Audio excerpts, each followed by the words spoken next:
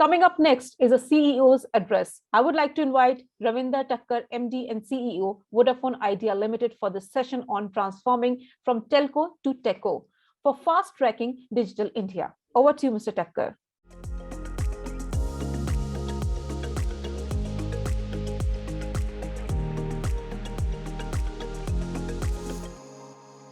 Good morning, friends from the industry and delegates viewing this virtual edition of ETTelecom Digital Telco Summit. I'm glad that ET has planned this session dedicated to digital telco, realizing the critical role that digital telcos such as we are playing in building the nation. Telecom operators have been investing heavily in setting up digital networks to accelerate digitalization of enterprises, people, and society at large, especially during this pandemic. For our part, we covered over 1 billion people on India's fastest 4G network. We remain committed to further boost our 4G coverage to 1.2 billion citizens and also build capacity to provide deep rural connect.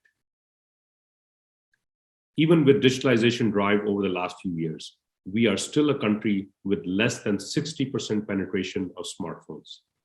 Yet, we are already the largest data-consuming nation in the world, with average user consuming more than 14 GB data per month. At Vi, our focus is to digitally connect the next 400 to 500 million unconnected Indians. This will further accelerate India to the top digital economies of the world. And this deep digital connectivity will enable India to achieve a goal of $1 trillion digital economy within the next few years.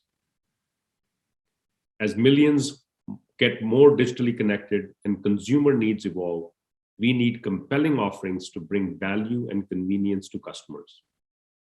We constantly strive to enrich the lives of our customers through partnerships. During the year, we added a range of digital-based value-added services through partnership with content providers. And now we have added music to our portfolio through collaboration with Digital Hungama, allowing Vi users access to a rich repository of diverse music across genres and in their preferred language. We have exciting propositions lined up in other categories like gaming, education, skilling, and health. All these propositions will help us enhance our offering to our digital community.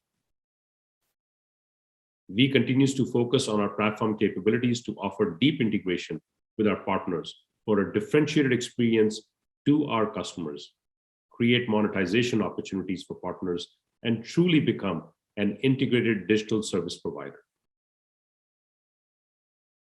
The next couple of years will see 5G use cases emerging in India.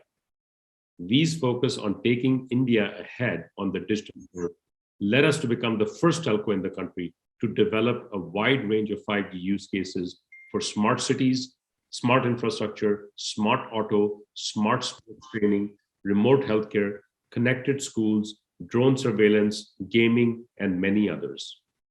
Set up as part of our 5G trials in Pune and Gandhinagar, many of these can be scaled up to catalyze the adoption of Industry 4.0 and make our enterprises and citizens smarter. Again, these innovative solutions have been crafted in partnerships with not just large enterprises, but also with the vibrant India startup ecosystem. 5G will be driven by technologies such as IoT, AI, machine-to-machine, on cloud networks.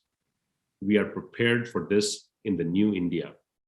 While building a future-ready network, we embrace cloud for our core network and have upgraded our transport and radio networks. At Vi, we ensured that all applications are cloud-based for the last 2 years. With increased deployment on the cloud, we will be able to cater to huge demand in traffic. Further keeping our focus on creating value for enterprises, we offered integrated IoT, an end-to-end IoT solution for energy and utilities, automotive, and infrastructure sectors. Our offerings will catalyze digital transformation for enterprises, be it large SME, startup, or even SOHOs. The future that we envisage will not be possible without prudent and enabling policies. the Government of India and Department of Telecom have taken bold policy measures to usher in the new era with the recent telecom reform announcement. The path-breaking structural, procedural, and financial reforms are steps in the direction for unshackling the telecom sector and start addressing financial stress and legacy issues in the sector.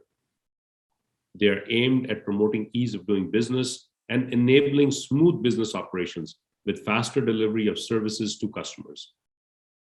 With this, the government has clearly indicated its intent to spur investment while enabling competition and consumer choice.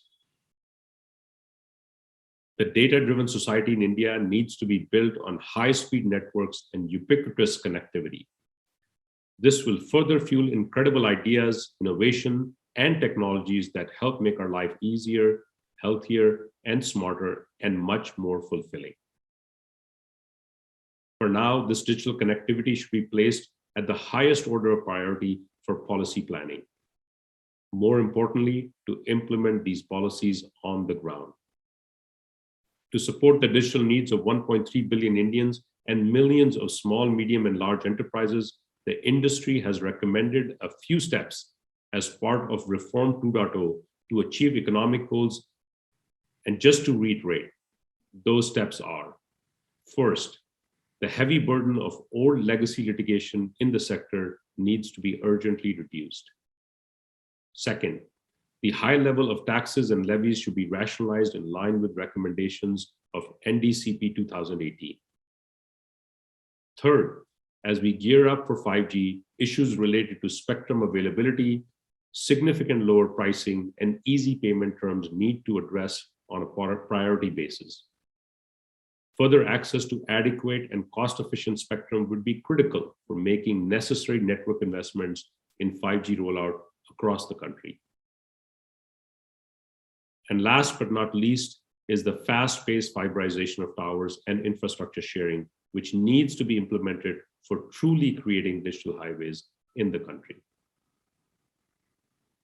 In conclusion, we and the industry is optimistic that government and regulators will continue to work with the industry to provide an enabling policy and regulatory environment for achieving the vision of Digital India.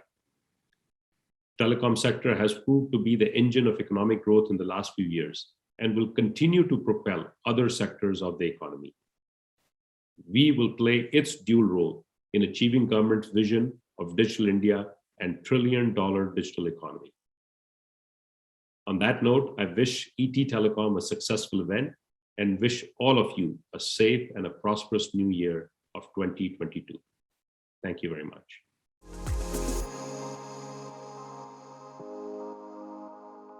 Thank you, Mr. Takkar, for the insightful talk. Truly a lot to learn and take away from the session. Let's proceed to the next discussion. Stay tuned, ladies and gentlemen.